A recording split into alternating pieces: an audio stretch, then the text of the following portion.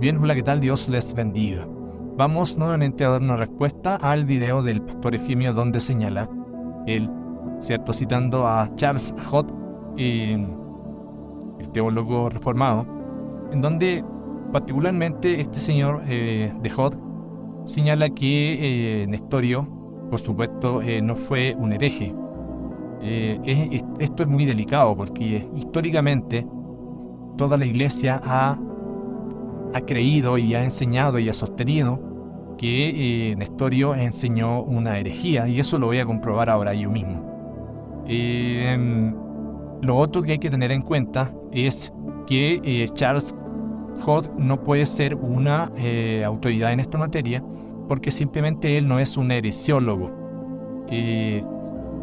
Un heresiólogo es aquel que se dedica al estudio de las herejías, y para eso hay otras autoridades académicas que tienen que ser las encargadas de señalar si Nestorio era o no un hereje. Bien, vamos a lo puntual. Yo me comprometí con Efimio de darles por lo menos un escrito donde él señalaba que en Cristo habían dos personas. Si bien Nestorio aceptaba la idea, ¿cierto?, de que en Cristo habían dos naturalezas, pero la conceptualización nestoriana, esas naturalezas implicaban necesariamente también dos prosopon, es decir, dos personas. Y eso es lo que hacía de la teología nestoriana una herejía.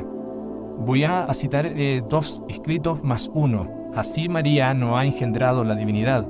No se puede decir que la divinidad haya sido llevada durante 9 meses en el seno de una mujer, que el verbo de Dios haya sido envuelto en pañales, ni que haya sufrido muerte y haya sido sepultado. Este es el primer escrito. El segundo escrito está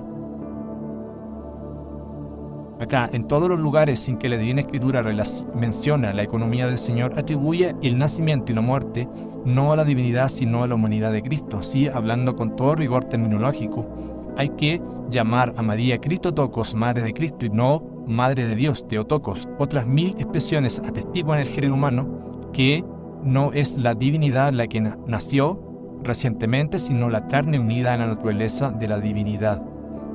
Y la última, y esta es la más grave de todas, dice: a causa de aquel que lo lleva, yo venero al que es llevado, y a causa del que está escondido, adoro al que es visible. En esta última expresión teológica de Nestorio se ve claramente lo que él solapadamente quiere introducir en la teología, es decir, que él venera, ¿cierto?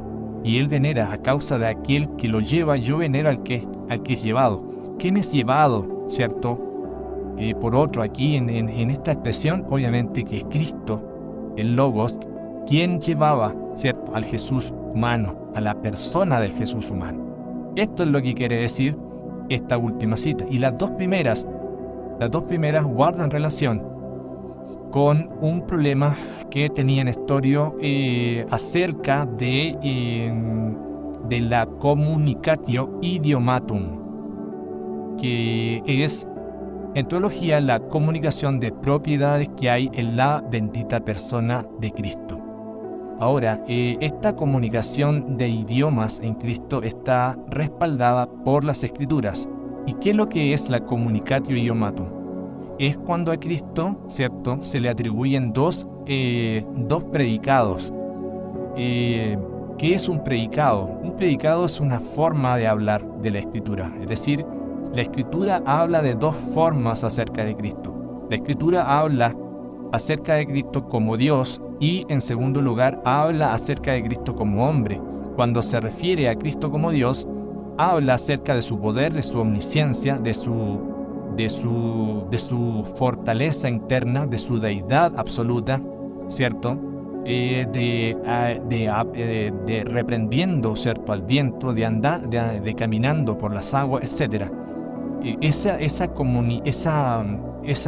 predicados que se hacen acerca de Cristo, y también cuando habla de la debilidad humana de Cristo, de su cansancio, de cuando Él estaba hambriento, de su dolor, de su sufrimiento previos a la cruz, de su muerte, de su nacimiento incluso, nos hablan del aspecto humano de Cristo. Ahora, ¿cómo entendió esto Nestorio? Nestorio, debido a esa rigidez, ¿cierto?, de donde él provenía teológicamente, que es la escuela de Antioquía, necesariamente no podía darle una interpretación literal a este asunto, y él cae en esta aberración teológica que nosotros conocemos como la teoría de los dos prosopon dentro de Cristo. Es decir, para Nestorio había un Jesús humano, ¿cierto?, que a él le pertenecían todas las reseñas humanas que hacía la Biblia, y el Logos divino, a quien le pertenecían todas las reseñas divinas que hacía la Biblia acerca de él.